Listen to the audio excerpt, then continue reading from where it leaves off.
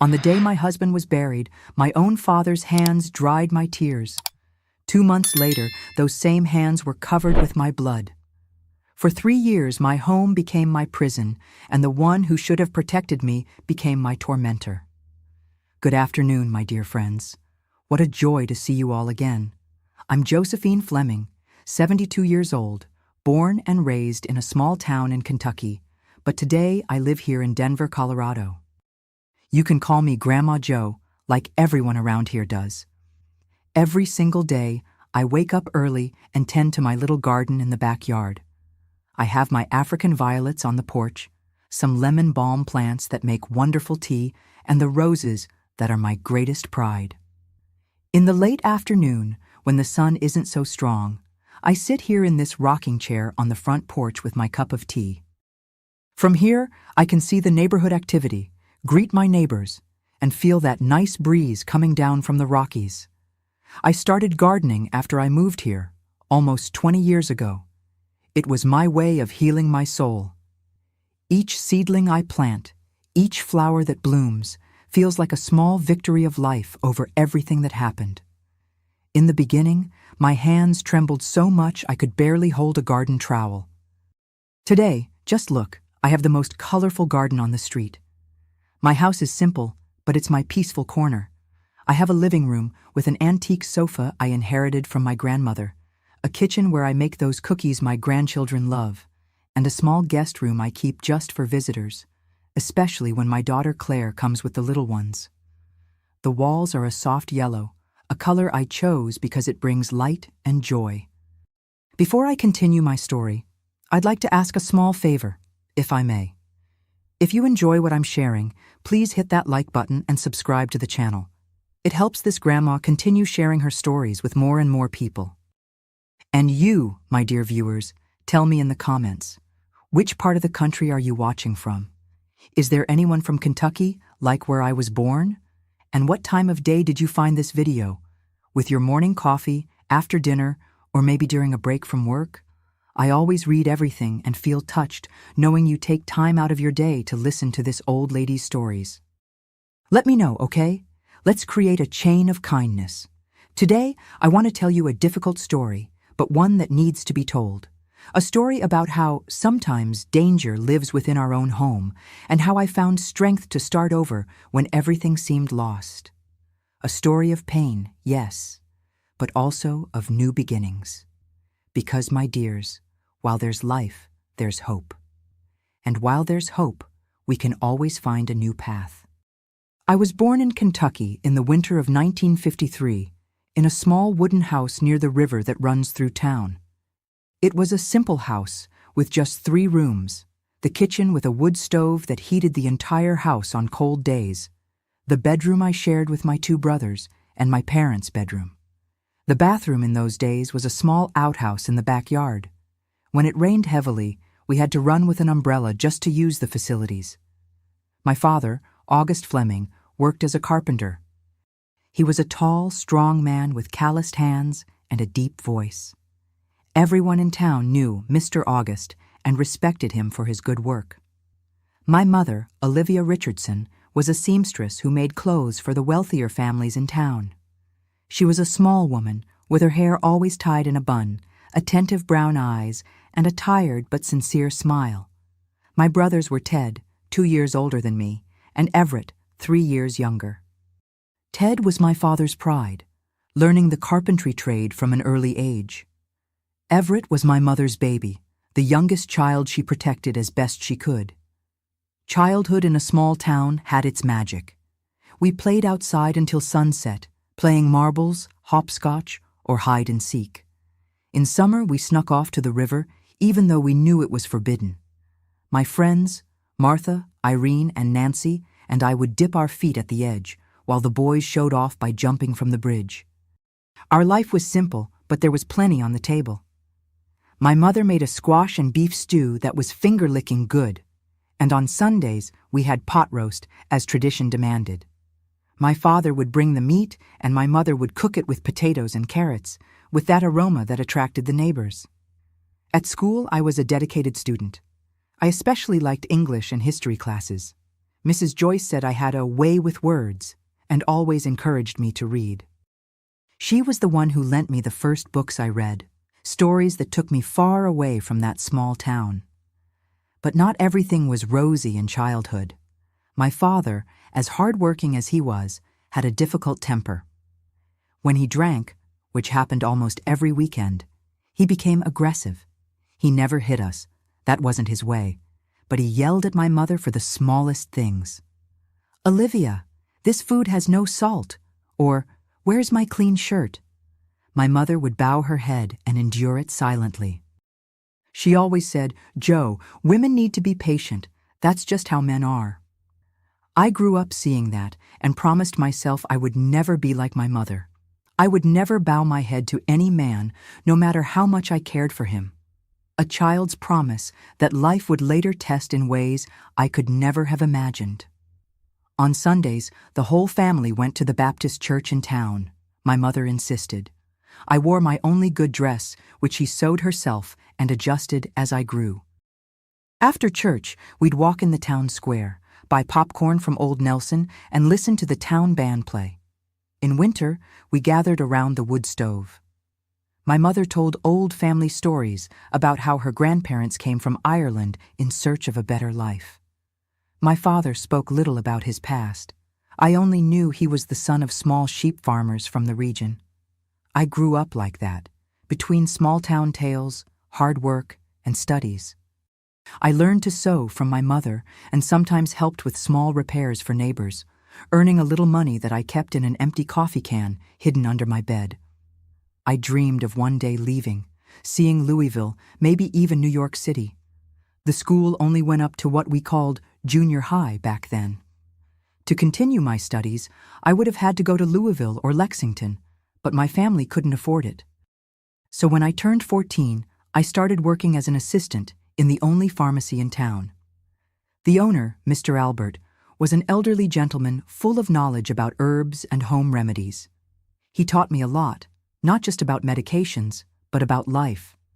It was at the pharmacy that I met different people who came from other towns and even other states. I heard stories of distant places and stored every detail in my memory, feeding my desire to see the world beyond our small town. When I turned 17, at a church picnic, I met a young man who would change my life forever.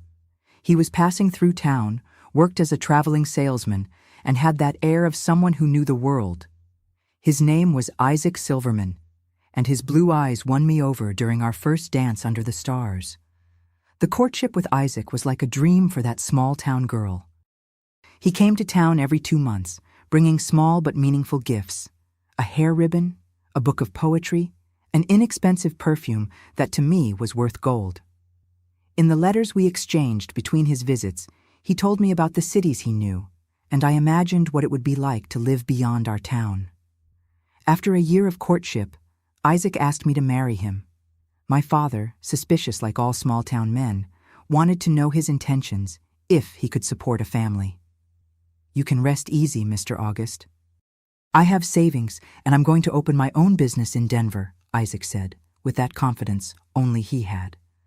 I married at 19 in 1972 in a simple ceremony at the Baptist church. My mother cried the whole time, divided between the joy of seeing me married and the sadness of seeing me leave. My father, a man of few words, just shook Isaac's hand firmly and said, "Take good care of my daughter." We moved to Denver, where Isaac opened a small leather goods store, wallets, belts, purses, things he bought from regional craftsmen and resold. In the early years, we lived simply but happily. We rented a small house in the Highland neighborhood near downtown.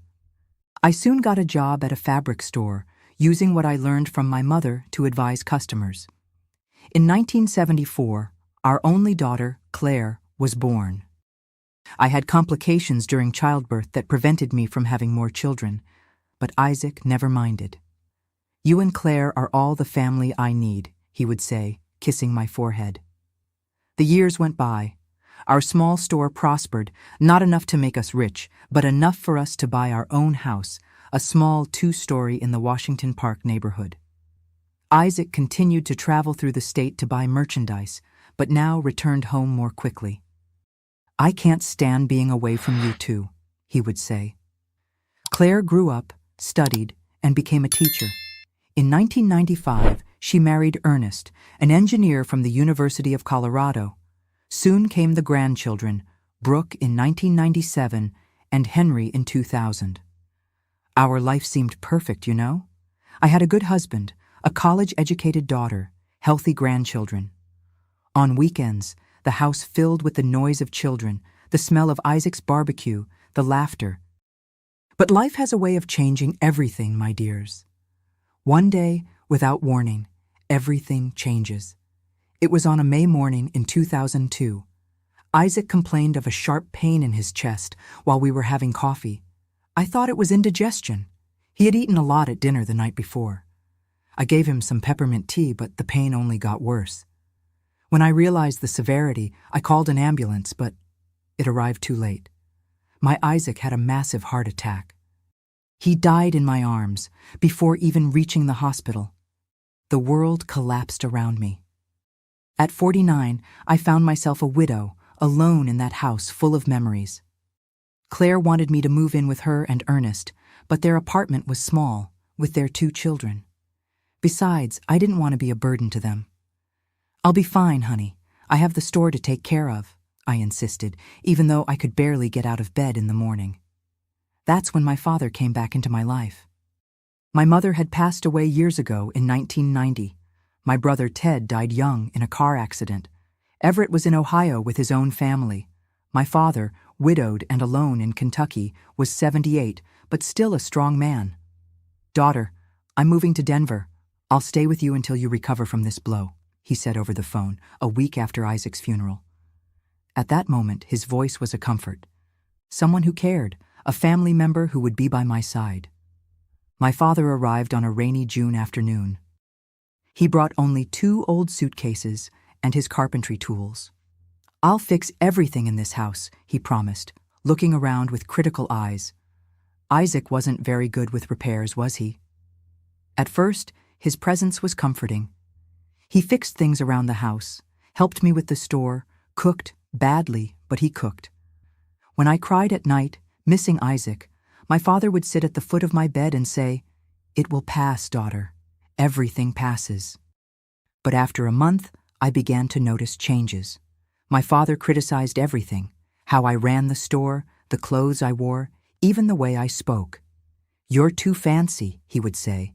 "Seems like you forgot you're the daughter of simple folk." Once, I met a friend at the market and agreed to have coffee with her. When I got home, my father was furious. "Where have you seen a widow in mourning strolling around? What will people think? That you're already looking for another man?" I tried to explain it was just coffee with a friend of many years, but he wouldn't listen. He hit the table so hard that the flower vase fell and broke. "As long as I'm in this house, you'll behave like a decent widow." That was the first clear sign that something was wrong. But I was so fragile from losing Isaac, so vulnerable, that I just bowed my head and apologized. My God, how I regret that today. Things got worse when my father started pushing away my friends.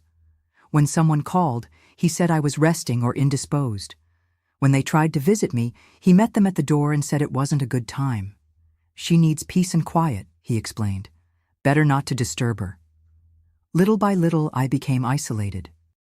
I still went to the store, but now my father went with me. He sat in a corner, watching everything, controlling everything. He started giving opinions about suppliers, about prices, about employees. "That woman is stealing from you," he would say about Marlene, my trusted saleswoman for years. "And that boy is just wasting time. You have to fire him." Claire noticed something was wrong when she came to visit with the children 3 months after my father arrived. "Mom, you're so thin, so worn out," she commented, concerned. I smiled weakly and said it was just grief. My father, always nearby, added, "Your mother is fine. She just needs time. I'm taking care of her." That night, after Claire left, we had our first serious argument. I told my father I wanted to spend the weekend at my daughter's house. "What are you going to do there? Complain to your son-in-law? Be a burden to your daughter?" he yelled. "I'm going to see my grandchildren, Dad." I have the right to see my family, I replied, feeling a courage I hadn't had in months. That's when he slapped me for the first time, hard, across the face, taking me by surprise. Don't raise your voice to me. Don't forget who I am. I fell sitting on the sofa with my hand on my hot red face, my eyes full of tears. Not from physical pain, but from shock and humiliation. My own father. How could he? I want you to leave my house, I whispered, trembling. He laughed. A cold, frightening laugh. Your house? This house was bought with your husband's money. He's dead. You're just an incompetent widow who can't take care of herself. Without me, you're nothing. That night, I locked myself in my room and cried until I fell asleep. In the morning, my father acted as if nothing had happened. He made coffee, commented on the weather, talked about fixing the gutter on the roof. I, still in shock, didn't know how to react. Part of me wanted to believe it was an isolated incident, that he was stressed, that it wouldn't happen again. But that slap was just the beginning of 3 years of hell that almost cost me my life. After that first slap, my life turned into a nightmare that repeated day after day. My father established strict rules that I had to follow, schedules for everything, from waking up to going to bed. I couldn't talk on the phone without him being in the room listening. I couldn't receive visitors without his authorization. The few times Claire came with the children, he transformed into the dedicated grandfather, the concerned father. A perfect mask. Dad, this can't continue. The house is mine. I want you to go back to Kentucky, I tried to say once, gathering all my courage. His response was a punch to the stomach that left me breathless. Ungrateful! After everything I do for you, you think you can live alone? Without me, you would have lost everything. Gradually, he took complete control of the store. I still went to work, but I was like an employee. I could no longer make decisions. I didn't know how much money came in or went out. Everything passed through his hands. Women don't have a head for business, he would say. Isaac spoiled you too much. The money I earned went straight to his hands. He gave me a ridiculous allowance, as if I were a child. I had to ask for money even to buy deodorant or a pack of sanitary napkins. It was humiliating. Over time, the physical aggression became more frequent and more violent. Anything was a reason. Food that wasn't the way he wanted, a bill that came with a higher value, a comment that he interpreted as a challenge to his authority. I remember one night when I dreamed of Isaac. In the dream, we were at the beach, happy, holding hands. I woke up crying softly, missing my husband, the life we had. My father heard my crying and came into the room furious. Still crying for that useless man? It's been over a year since he died. Forget him once and for all. Don't talk about Isaac that way, I murmured through tears. He was a good man. Those words enraged him.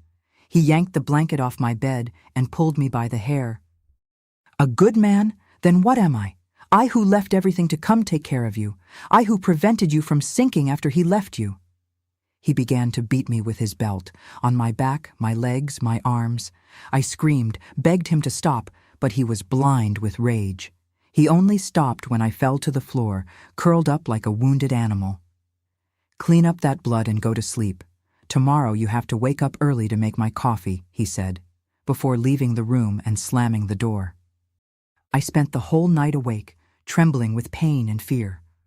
The next day I couldn't go to the store. My body was covered in bruises. I had a cut on my eyebrow where the belt buckle hit me.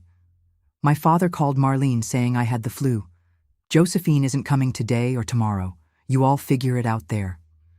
It was 2 days locked in the house, recovering enough to be able to disguise the injuries with makeup and long-sleeved clothes, even in the heat. When I returned to the store, Marlene noticed something was wrong. Mrs. Joe, are you okay? You look so worn out. I almost told her everything. I almost asked for help. But at that moment, my father appeared at the back door. One look from him was enough for me to swallow my words and force a smile. I'm fine, Marlene. It was just a bad flu. The worst part wasn't the physical abuse, you know? It was the psychological terror. I never knew when he would explode, what would trigger his fury. I lived in a constant state of alertness, always tense, always afraid. My stomach was constantly upset. I lost weight. My hair started falling out. I looked in the mirror and barely recognized myself. I tried several times to escape that situation. One afternoon, when he went out to take care of something at the bank, I called Claire. "Honey, I need to tell you something," I began, my voice trembling. But before I could continue, I heard the front door opening. He had returned early. I hung up the phone in panic. Claire called back several times, worried. When I finally answered, with my father by my side, I made up that I had called just to ask about the grandchildren. She didn't quite believe it, but she didn't insist either. I think deep down she suspected something was wrong, but couldn't imagine the extent of the horror. When my daughter visited us, I tried to give signals. I wore long-sleeved blouses even in the heat to hide the bruises. I was always nervous, spoke little. Once, she asked me directly, "Mom, is Grandpa treating you well?" Before I could answer, my father intervened. "Of course, your mother is just getting cranky with age. One of these days I'll go back to Kentucky and leave her alone to see if she appreciates me." That was his tactic, threatening to abandon me, as if his presence were a favor, as if I couldn't survive without him. And the worst part is that after so long being diminished and abused, I almost believed it. In 2004, things got even worse. My father sold the store without consulting me. He simply appeared at home one day and said, "I sold that dump. It wasn't profitable. It was just work." I was in shock. The store that Isaac and I had built with so much sacrifice, the business that was my livelihood and my connection to the outside world, had been sold without my consent. How? "How could you do that? The store was mine," I shouted, losing control. "Your name wasn't even on the documents, you fool. It was all in Isaac's name. I, as a father, am the natural heir since you didn't have a son," he lied blatantly. In truth, the store was in both my name and Isaac's, but at that moment, I had no way to prove it. All the documents were with him. That night was one of the worst. He beat me with such violence that I thought I would die. He punched my face until my lips split open, kicked my ribs when I fell to the floor. When I tried to protect myself, he twisted my arm until I heard the crack of the bone breaking. I passed out from pain. When I woke up, I was thrown on the bed, alone. My arm was swollen, deformed. Breathing hurt so much, I thought my lungs were punctured. I spent the whole night moaning in pain, but too afraid to ask for help. In the morning, my father came into the room as if nothing had happened. He looked at me, at my swollen arm, and said, "I'll take you to the hospital. You fell down the stairs last night, understand? You got up to drink water and fell down the stairs." At the hospital, I repeated the story he forced me to tell. The doctors looked suspicious, but didn't question it. They put my arm in a cast, gave me painkillers for the pain in my ribs, which had 2 cracks, and sent me home. "See? You can't even walk around the house without falling. How do you think you were going to run a store by yourself?" he said on the way back, reinforcing the lie that I now almost believed. With the sale of the store, I lost my last contact with the outside world. I stayed at home all day, cooking and cleaning with just one arm, always under my father's watchful eye. He went out to drink with new friends he made in the city, men his age who spent the day at the bar discussing politics and football. When he returned, usually drunk, the terror began again. He criticized the food, the cleanliness of the house, my appearance. "You look like a sloppy old woman," he would say, although I was only 51 years old. "No man would want you in this state." Claire tried to visit, but my father always made up excuses. "Your mother has a migraine today," or "We went out to visit some relatives." When she insisted, he created arguments, saying that she only appeared to ask for money or to disturb me. Gradually, my daughter's visits became more rare. She had her own life, her children, her work. And my father was an expert at pushing people away, at creating stories that justified our isolation. By 2005, almost 3 years after he moved into my house, I was just a shadow of the woman I once was. I lived in a constant state of terror, with chronic pain from repeated aggression, isolated from the world, without my own money, without autonomy. My father controlled everything: the phone, the money from the sale of the store that he kept, for emergencies, even the letters that arrived. I later discovered that he intercepted Claire's correspondence, never giving me the cards she sent on special dates. One night, after returning particularly drunk from the bar, he started an argument for no reason. He accused me of having gone through his room, of stealing money from his wallet. I denied it, of course, because it was all a lie. But the truth didn't matter. He just needed an excuse to release his anger. He started by hitting me with open hands, then closed his fists. Each blow was accompanied by insults, by humiliations. He called me a thief, a tramp, useless. He said he should have left me in the gutter, that I didn't deserve his help, that I was a dead weight. I tried to defend myself, curling up in the corner of the living room, protecting my face with my arms. This only enraged him more. He grabbed the floor lamp and started hitting me with it. The metal base opened a cut on my head. Blood ran down my face, into my eyes, into my mouth. "Stop, Dad! For God's sake, you're going to kill me," I begged, feeling like I was going to pass out. "Shut up! Nobody will hear your screams here," he roared, continuing to beat me. The last blow was a kick to my abdomen, so strong I felt something rupture inside me. A sharp pain, followed by a wet warmth between my legs. I was bleeding, and it wasn't the common blood from a cut. It was internal bleeding, serious. I fell to the floor, almost unconscious, feeling the blood soaking my clothes. The last thing I saw before I passed out was my father's face, finally showing not anger, but fear. Fear of having gone too far this time. Fear of losing his power over me in the most definitive way. When I regained consciousness, I was on a hospital stretcher. The fluorescent lights hurt my eyes, and there was the constant noise of machines around me. I tried to move, but my entire body screamed in pain. I felt tubes and needles connected to my arms.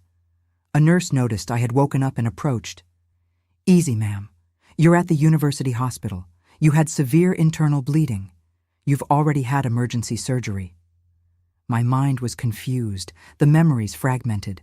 Flashes of the last beating, the blood, the look of panic on my father's face. How had I gotten here? Who had called the ambulance? I didn't have much time to think. Soon I noticed my father sitting in a chair in the corner of the room. His face was composed in a mask of paternal concern, but his eyes had that silent warning that I knew so well. "Oh, daughter, what a scare you gave me," he said, approaching the bed with false solicitude. "When I found you collapsed in the bathroom, I almost had a heart attack." It was the new version of the story. No longer a fall down the stairs, but a fainting in the bathroom. I closed my eyes, unable to respond, feeling a wave of despair engulf me. Even here, in the hospital, under medical care, I wasn't free from him. The nurse smiled, not noticing the sinister dynamic. "Your father has been here since you arrived, 2 days ago. He hasn't left your side even to eat properly." 2 days. I had been unconscious for 2 days. And during all that time, he had the opportunity to build his narrative, to present himself as the dedicated father, concerned about his sick daughter. Who would suspect that that white-haired gentleman, looking frail despite the strength I knew well, was capable of such violence? A doctor entered the room. Dr. Maurice, according to the badge on his white coat. He looked at me with a serious expression. "Mrs. Josephine, you suffered a severe abdominal trauma that caused a rupture in your spleen and significant internal bleeding. We had to perform an emergency splenectomy, the removal of the spleen. In addition, you have multiple rib fractures, bruises in various stages of healing all over your body, and signs of old fractures that were not properly treated." He paused, looking at my father and then back at me. There was an unformulated question in his eyes, a suspicion. "You said she fell in the bathroom?" he asked my father, in a tone that revealed his disbelief. "Yes, doctor. My daughter has low blood pressure problems. She's always fainting. She's fallen several times. I always tell her to be careful, but—" "These injuries," Dr. Maurice interrupted, "are not consistent with a fall, sir. The distribution of bruises, fractures at different stages of healing, this suggests a pattern." My father stiffened, but maintained the expression of concerned innocence. "What pattern, doctor? I don't understand." "I'd like to speak with the patient alone, please," said the doctor, in a tone that admitted no objection. "But I'm her father. I have the right to—" "It's standard procedure, sir. Please wait outside. The social worker would also like to speak with you." My father gave me a look that was a mixture of threat and warning before leaving. That look said it all. "If you open your mouth, you'll regret it." When we were alone, Dr. Maurice pulled up a chair and sat beside my bed. His voice changed, became softer, gentler. "Mrs. Josephine, I'm speaking to you as a doctor, but also as a human being. The injuries you present are not accidental. I see this more times than I'd like in the emergency room." I remained silent, fear paralyzing me. 3 years of conditioning, of psychological terror, told me to deny, to protect my aggressor, to fear the consequences of speaking the truth. "You are safe here," he continued. "No one will enter this room without your permission. I can call the police, I can activate the protection network. But I need you to tell me the truth. Was it your father who did this to you?" My eyes filled with tears. I wanted so badly to speak. I wanted so badly to free myself from that nightmare. But the words wouldn't come out. The fear was greater than everything. I fell," I murmured, repeating the lie that had become my shield and my prison. Dr. Maurice said nothing for a moment. He just held my hand gently, a simple gesture of humanity that I hadn't experienced in so long. "Mrs. Josephine, here's my card with my personal cell phone. When you're ready to talk, call me any time, day or night." He placed the small card under my pillow, where my father wouldn't see it. "Until then, I've invented a post-operative complication that will require you to stay hospitalized for at least another week. Your father will not be able to stay in the room at night, only during visiting hours. This will give you some time to think." That night, alone in the hospital room, I cried as I hadn't cried in years. They weren't tears of physical pain, although that was immense. They were tears of a deeper pain, the pain of realizing what my life had become. From a victim of grief to a victim of violence, from an independent woman to a prisoner in my own home. I remembered my Isaac, the love we shared, the life we built together. What would he think if he saw me now, so destroyed, so diminished? And Claire, my daughter, whom I could barely see because of my father's lies and manipulations? And my grandchildren, who were growing up without really knowing me? That hospital dawn, alone with my thoughts for the first time in years, something began to change inside me. A small spark of resistance, of dignity, that I thought was extinct, began to burn again. In the following nights, that spark grew. The night shift nurse, Christina, noticed my agitation, my fear as visiting hours approached. With gentleness, she began to talk to me. She didn't pressure me, just listened when I decided to speak. One night, I told her about how happy I had been with Isaac, how we had managed our store, how we raised our daughter. I spoke of a life that now seemed to belong to someone else. "And what happened to that strong woman, Mrs. Josephine?" asked Christina while checking my vital signs. The question caught me by surprise. What had happened to me? How had I allowed things to get to this point? "I think she got lost along the way," I answered, feeling the tears return. "I'm sure she didn't," said Christina, adjusting my pillow. "I think she's in there, waiting to come back." On the 5th day of hospitalization, while my father had gone out to lunch, I received an unexpected visit. Claire entered the room, her face pale with concern. Mom, my God, what happened? Grandpa only told me yesterday that you were hospitalized. Seeing my daughter after so long, without my father's oppressive presence, was like a dam breaking. I began to cry uncontrollably, unable to speak. Claire sat on the edge of the bed and held my hands. Mom, what's going on? You hardly call me. You hardly visit us. When we go to your house, Grandpa always says you're tired or sick. And now this. I looked into my daughter's eyes, so similar to mine, and made the most difficult and most important decision of my life. Claire, I whispered, I need to tell you something. I didn't fall in the bathroom. Your grandfather, he's been hurting me. For a long time. The shock on my daughter's face gave way to disbelief, then to horrified understanding when I slowly lifted my hospital gown, showing the bruises that covered my body. Since when? She asked, her voice trembling. Since he came to live with me, almost 3 years. Claire covered her mouth with her hands, tears streaming down her face. Why did you never tell me? Why didn't you ask for help? I tried, I replied, remembering the interrupted calls, the watched visits. He wouldn't let me. He controlled everything, Claire, the phone, the money, who could visit me. He sold the store without my authorization. He said no one would believe me, that I was just a crazy old woman. At that moment, the door to the room opened. My father entered, carrying a bag of fruit that would certainly be his public demonstration of paternal care. When he saw Claire sitting on my bed, his face hardened. What are you doing here? He asked my daughter, trying to maintain false cordiality, but not completely hiding his irritation. Claire stood up slowly, facing her grandfather with a look I had never seen before. It was pure fury, controlled only by the still recent shock. I came to see my mother, whom you almost killed. My father turned pale but recovered quickly. What are you talking about, girl? Your mother fell in the bathroom. I saved her life by bringing her to the hospital. I just saw the bruises, Grandpa. All of them. The new ones and the old ones. I just heard everything. Do you think I don't know how to recognize the truth when I hear it?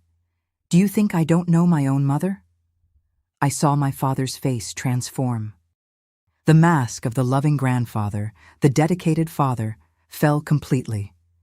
In its place was the expression I knew so well, cold, calculating anger. Your mother is confused, he said, taking a step toward the bed. The medications she's taking, she doesn't know what she's saying. Don't come near her, said Claire, placing herself between us. I've already called the police and the attending physician. They're on their way. It was at that moment that I realized I had decided I would not live one more day under the same roof as my abuser. No matter the fear, no matter the threats. I had survived the worst, and now, with my daughter by my side, I found the strength to take the step I couldn't take alone. In that hospital room, my life changed forever. Dr. Maurice returned accompanied by a detective from the domestic violence unit, Sarah Martin, a middle-aged woman with kind but determined eyes. She sat beside my bed while 2 officers waited in the hallway. Mrs. Josephine, I'm Detective Sarah. Your daughter told me what happened, but I need to hear it from you. Are you ready to make a formal complaint? I looked at Claire, who was holding my hand tightly, then at my father, who was sitting in a corner of the room, watched by one of the officers. His eyes still tried to intimidate me, but something had changed. His power over me was broken. Yes, I answered, my voice firmer than I expected. I want to report my father for assault and false imprisonment. For 2 hours, I told everything. The beginning after Isaac's death, how care turned into control, the first slap, the beatings that followed, the isolation, the forced sale of the store, the threats, the constant psychological terror. I spoke without stopping, as if a dam had broken after years of containing the truth. The detective took my statement patiently, asking for details, dates, circumstances. Dr. Maurice provided a detailed medical report of all my injuries, old and recent. The evidence was indisputable. My father was arrested right there, handcuffed, and taken to the police station. As he passed by me, He stopped for a moment. "You'll regret this," he murmured. "Without me, you're nothing." For the first time in years, I didn't feel afraid of those words. "You're wrong, Dad," I replied. "Without you, I can be everything again." I stayed in the hospital for 2 more weeks, recovering from the surgery and other injuries. Claire came every day, sometimes with Ernest, sometimes with the children. Brooke, my 8-year-old granddaughter, brought me colorful drawings to make Grandma's room happier. Henry, only 5 years old, carefully climbed onto the bed and told me the news from school. It was during this period that we began to rebuild the bonds that my father had tried to destroy. Claire cried a lot when she learned everything I had gone through. "Why didn't I notice before, Mom? How could I have been so blind?" "Don't blame yourself, honey," I would say. "He was very clever. He knew how to deceive everyone, and I was very ashamed, very afraid." Detective Sarah visited me regularly, updating me on the case. My father would be indicted for aggravated assault, threats, false imprisonment, and embezzlement. The case had all the elements for a conviction. "You will have to testify in court," she warned me. "Are you prepared for that?" The idea of facing my father in court terrified me, but I knew it was necessary. "I will be ready," I promised. When I was finally discharged, I couldn't return to my house. The memories were too much, and I still didn't feel safe, even with my father detained. Claire insisted that I stay with her, Ernest, and the children. "We have the guest room, Mom. It's not big, but it's yours for as long as you need." I moved temporarily to their apartment. It was cramped, but full of love and security. In the first nights, I woke up screaming, terrified by nightmares where my father returned to punish me. Claire would come running, sit on the edge of the bed, and hold my hand until I calmed down. The judicial process was long and painful. I had to relive everything, tell the most humiliating and traumatic details in front of strangers. My father hired a lawyer who tried to discredit me, suggesting I was senile, confused, that I had mental problems. But the medical evidence didn't lie, and I wasn't alone anymore. Marlene, my former store employee, testified in my favor, telling how my behavior had changed, how I appeared with poorly hidden bruises, how my father controlled all aspects of the business until he sold it. She was a strong, independent woman, Marlene told the judge. After her father moved into her house, she wilted like a flower without water. The trial lasted months, but in the end, justice prevailed. My father was sentenced to 8 years in prison, without the right to an initial semi-open regime, due to the severity of the assaults and the fact that I was considered a vulnerable person by justice. When the sentence was read, he looked at me with hatred, but I held his gaze. That man no longer had power over me. The hardest part came afterward, recovering my financial independence. I discovered that my father had not only sold the store, but spent almost all the money. He bought a new car, lost a lot in gambling, spent on expensive drinks. Of the sale value, less than a third remained. That's when Marlene appeared with a proposal that would change my life again. She had opened a small craft store in downtown Denver and needed a partner. "Mrs. Joe, you know the business, you have experience, and I have the space and the contacts. We can start small with crochet pieces, knitting, embroidery." I hesitated. After everything I'd been through, the idea of starting over at 52 seemed scary. But Marlene insisted, and Claire encouraged me. "Mom, you've always known how to do business. Grandpa Isaac always said you were the brains behind your store."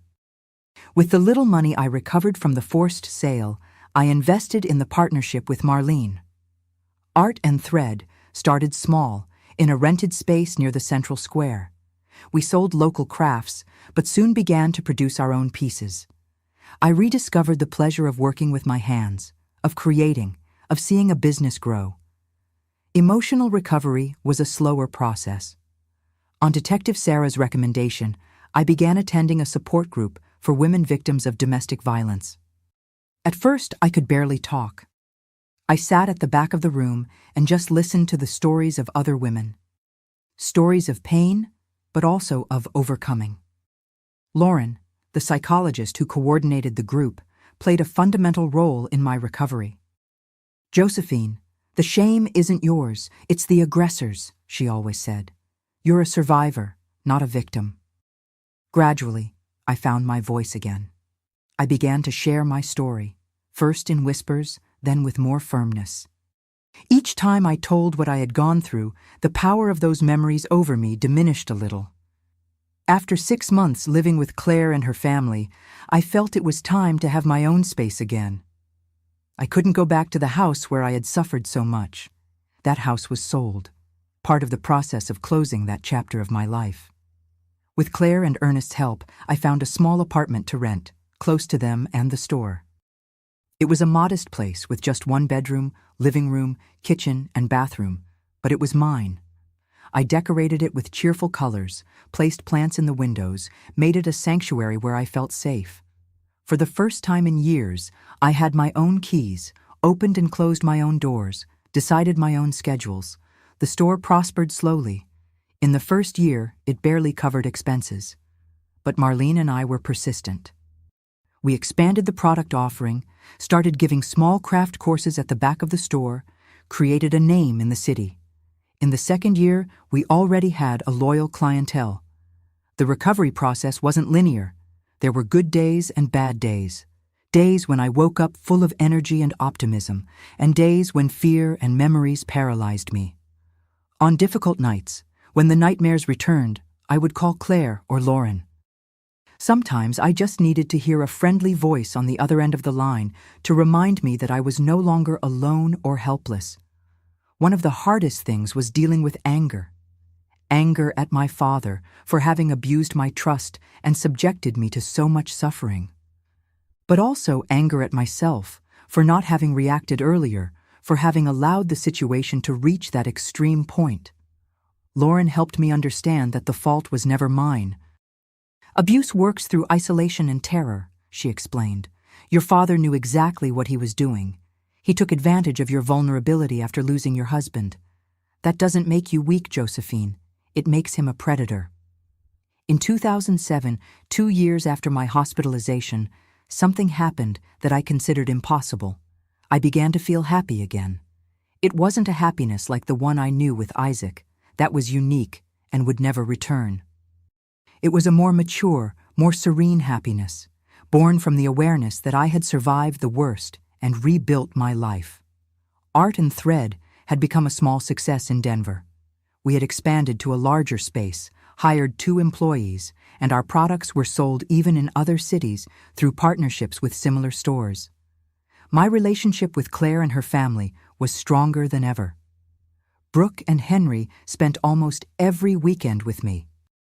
I taught Brooke to embroider and crochet, skills I learned from my mother. Henry preferred when I told stories about small-town life, fascinated by that world so different from his own. That same year, at one of the support group meetings, I met Teresa, a lady from Nebraska who had come to live in Denver after separating from her violent husband. We had different stories, but the same determination to start over. We became inseparable friends, supporting each other in difficult moments and celebrating the small victories of everyday life. It was Teresa who encouraged me to go back to school. Josephine, you always wanted to finish your studies. Now is the time. At 54, I enrolled in a GED program to complete high school. It was scary at first, being in a classroom after so many years. But I discovered that I still loved learning, that my mind was eager for knowledge. I graduated the following year, with Claire, Ernest, and the grandchildren proudly watching the ceremony. My father served part of his sentence and was released for good behavior after 5 years. I was apprehensive when I heard the news, fearing he might try to find me, to take revenge. But Detective Sarah assured me that the restraining order was still valid. He could not approach me or my family. I learned through indirect sources that he returned to Kentucky. I never saw him again, and never wanted to see him again. Some wounds are too deep to heal completely. I learned to live with them, not to let them define who I was, but I could never completely forgive him. And that's okay too. In 2010, at 57, I felt it was time for a new beginning. Denver held many memories, some good, others too painful. Marlene was ready to take over the store on her own, and I had saved enough to fulfill an old dream, to return to my roots, but not to Kentucky. I decided to move to Boulder, where I had distant relatives and where I could start over once more, this time on my own terms. Claire was sad about my decision to move, but she understood. "You need to do what's best for your happiness, Mom. And Boulder isn't that far. We can visit each other frequently." In Boulder, I rented a simple little house with a yard where I started my first garden. I planted roses, dahlias, violets, colorful flowers that cheer the soul. I learned that taking care of plants is a form of therapy. Seeing something grow and flourish under my care gave me a sense of purpose. I also started volunteering at a shelter for women victims of violence. It wasn't easy to hear those stories so similar to mine, to see the fear in the eyes of those women, many of them so young. But I could offer something that no one else could, the understanding of someone who had been in their place and survived. If I managed to start over at 52 after 3 years of abuse, you can too, I would say. And I saw in their eyes that small spark of hope that Dr. Maurice and Nurse Christina had lit in me years before.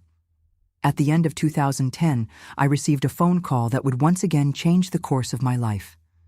It was Claire, with an unexpected proposal. "Mom, Ernest has been invited to be a professor at CU Denver. We're moving back to Denver. And we're looking for a bigger house with space for you if you want to come back." The invitation caught me by surprise. Return to Denver? Face the memories of that city again? But then I realized those memories no longer had power over me. I had faced my demons. I had rebuilt my life twice.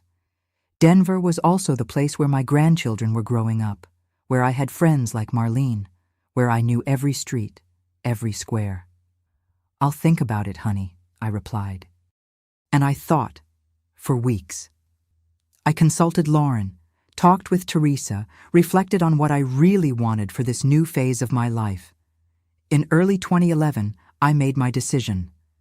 I returned to Denver, not to live with Claire and her family, but to a small house I bought with my savings in the same neighborhood as them.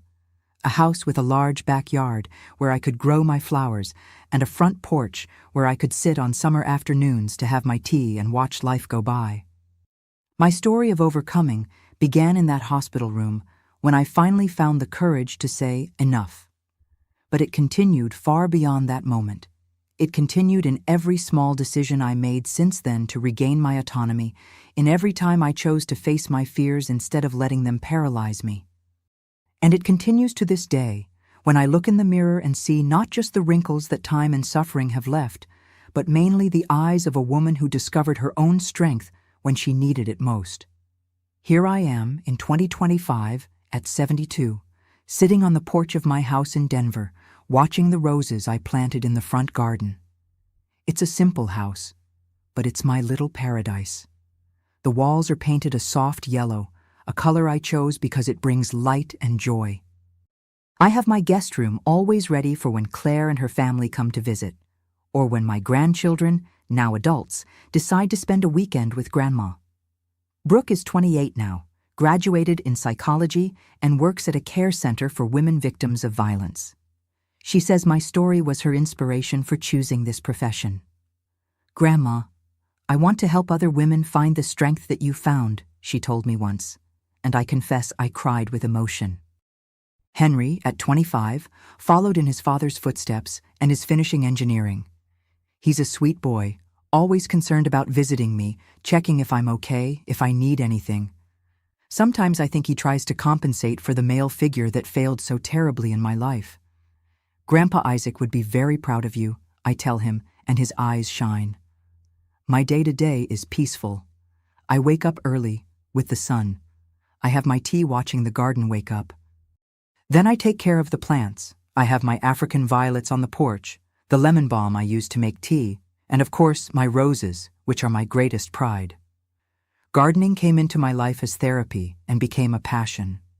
Each flower that blooms is a small victory, a reminder that life goes on, that beauty can be born even after the storm. 3 times a week, I go to the community center in the neighborhood, where I teach craft classes to women from the community. I teach crochet, knitting, embroidery, skills I learned from my mother and perfected over the years.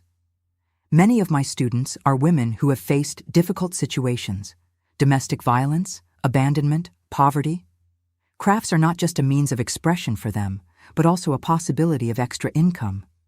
Miss Jo, they call me, with respect and affection. They don't know my whole story, just enough to understand that we share more than a love for crafts. We share the experience of having survived, of having rebuilt our lives with the pieces that remained. In the afternoons, when the sun isn't so strong, I like to sit on the front porch with my tea. From there, I can see the movement of the street, greet the neighbors, feel that nice breeze coming down from the mountains. Nancy, my neighbor from the house next door, sometimes joins me for a chat. She's 75 and also a widow. We talk about everything: the plants, the grandchildren, the neighborhood news, the recipes we've tried.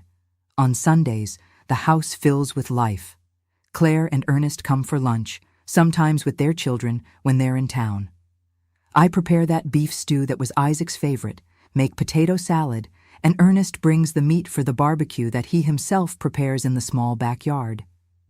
These are precious moments, full of that good noise of family gathered together. My relationship with Claire strengthened immensely after everything we went through. There was a time when she blamed herself for not noticing earlier what was happening. "I should have noticed, Mom. I should have asked more questions, insisted more," she would say. But over the years, and with the help of therapy that we did together for a while, she understood that the fault was never hers. The fault was exclusively my father's, who was a master at manipulation and deception. Today, we are not just mother and daughter, but close friends. We talk about everything. We support each other. When Ernest had a health problem 2 years ago, a scare with high blood pressure, it was I who held things together, taking care of their house while Claire divided herself between the hospital and work at the school where she teaches. Financially, I live simply, but without deprivation. I have my small retirement, supplemented by what I earn giving craft classes and selling some pieces I make. It's not much, but it's enough for my needs. I learned that true wealth is not in material things, but in the relationships we build, in the peace we find within ourselves. As for my father, I don't know if he's still alive. He would be 101 today. After he got out of prison and returned to Kentucky, I completely lost contact. It was a conscious decision, part of my healing process.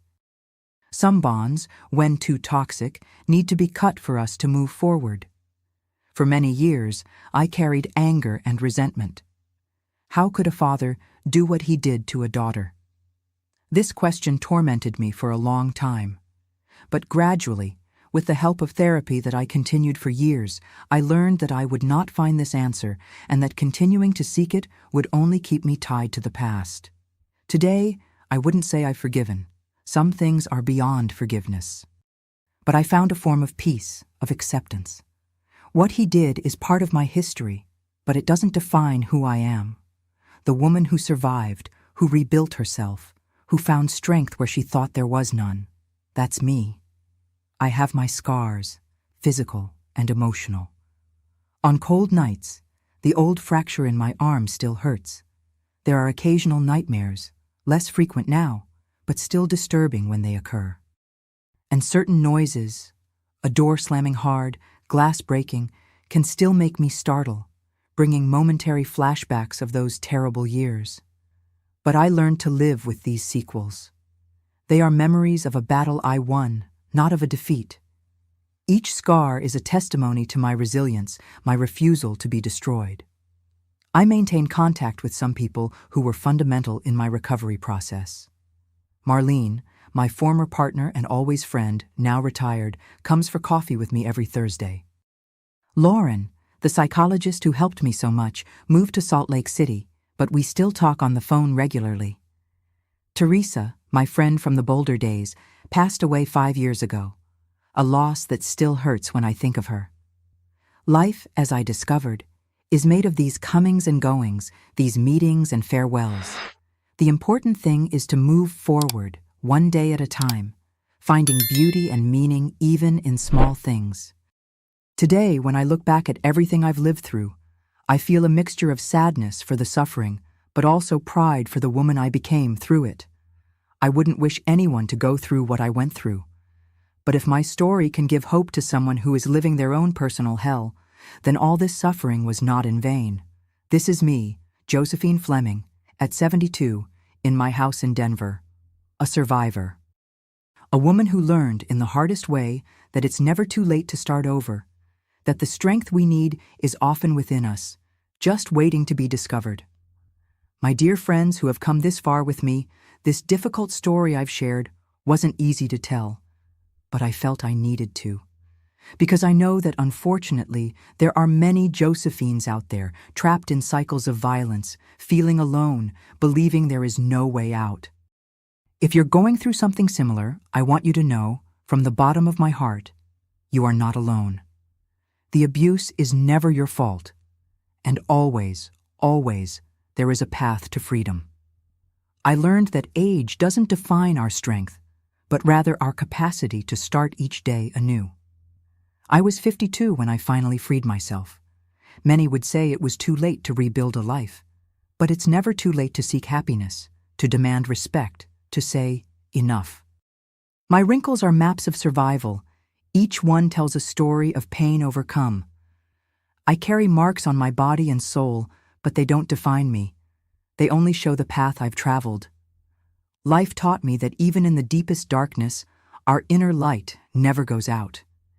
Even on the darkest days, when I thought I couldn't take another blow, a small flame of hope remained lit within me. I never allowed my dignity to be stolen, even when they tried to take everything from me.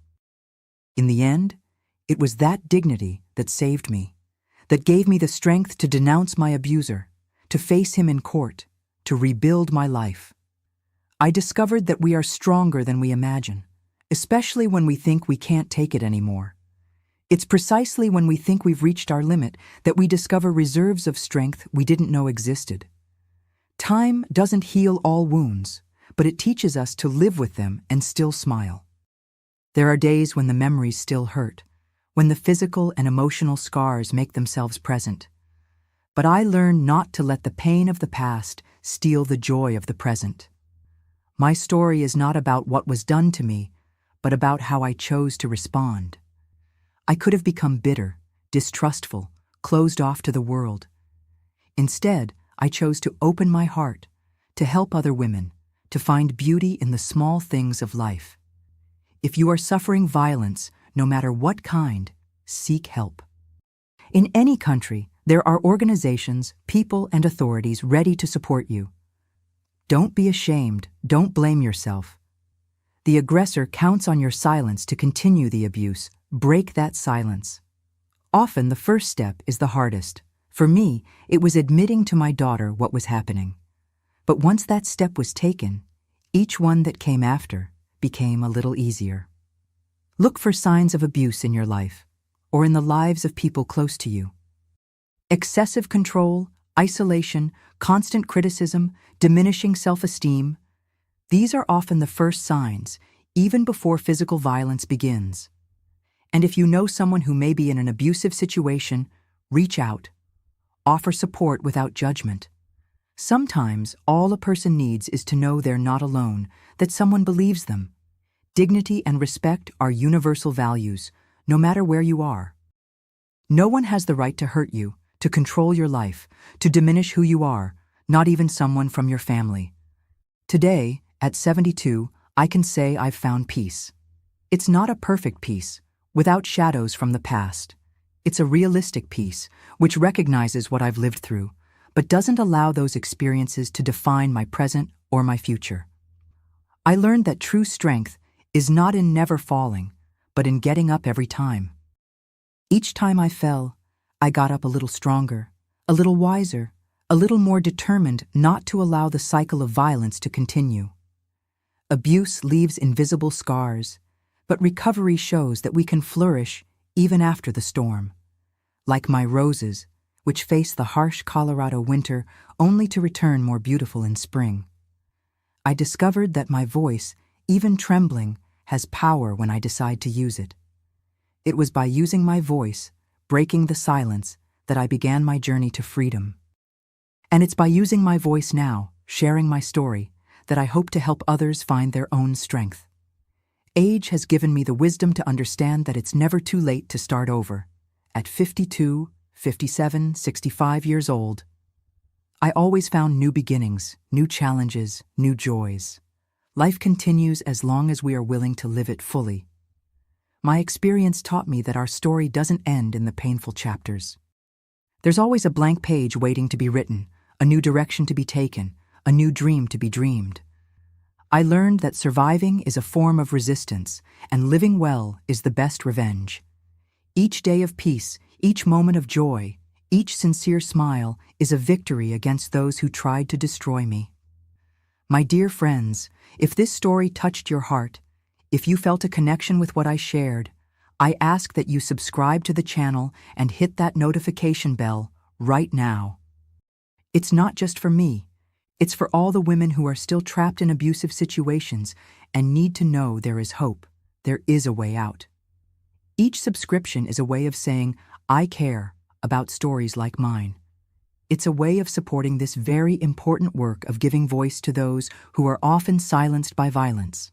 And please share this video immediately with anyone you think needs to hear this message. It could be that friend who has a suspicious relationship, that cousin who disappeared from family gatherings, that colleague who always seems scared. A simple share can be the starting point for a transformed life. It can be the light at the end of the tunnel for someone who is suffering in silence. Leave in the comments the word liberty if you watched until here. This will be our code, our way of recognizing each other as people who care, who believe that every woman deserves to live without fear, without violence, with dignity. Do it now. Don't wait even one more minute. Your action today can save a life tomorrow. Thank you for listening to me, for walking with me on this journey of memories. Always remember, it's never too late to start over. It's never too late to seek the happiness you deserve. And you never, ever are alone.